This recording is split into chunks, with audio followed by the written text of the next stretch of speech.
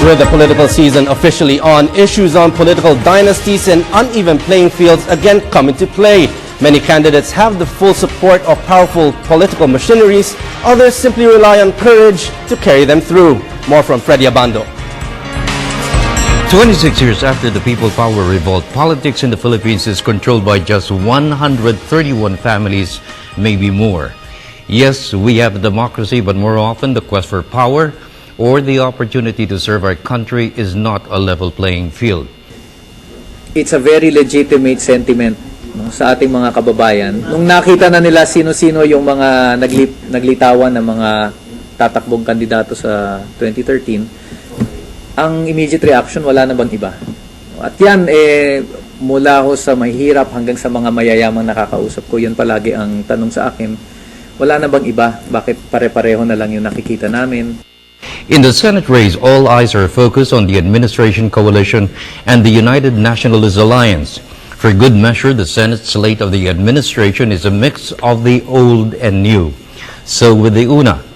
But what distinguishes both parties? President Aquino's agenda of reform gives his Senate slate the high ground. Former Akbayan party list Solon Riza Hontiveros represents a new breed of public servants which the country needs to support and sustain the president's crusade of good governance. Bold and brave, she defied the Arroyo government. We've learned our lessons from 2010 and I think this time I'll make it.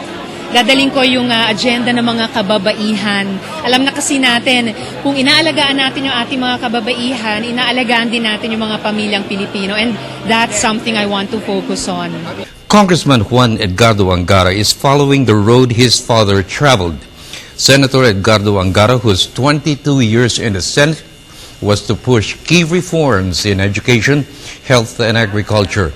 I don't so much try to be different. I think maganda yung nagawa niya at ipagpatuloy na lang natin, especially sa education, sa senior citizens, sa kababaihan, sa kabataan. Who will forget the brand of service which former Senator Ramon Magsaysay gave during his term? Son of the first president who championed the masses. Magsaysay is unfazed by the challenge of a relative, Congresswoman Mitos Magsaysay.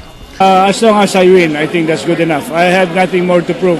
I'm just coming back so that I can help the President and the administration in their reforms. But what about the progressive forces?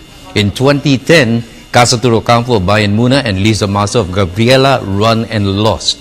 This time, it's the turn of Congressman Teddy Casino of Bayan Muna. It's a long road to victory, but will his fortunes be different given his lack of money? He only has courage to carry a campaign to change the landscape of Philippine politics. We'll take it one step at a time.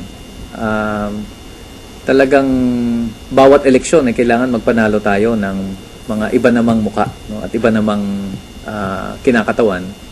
Hindi na lang yung pare-pareho palagi kasi nakakasawa na, nakakaumay na rin yun. For the People's Television Network, this is Freddy Abando reporting.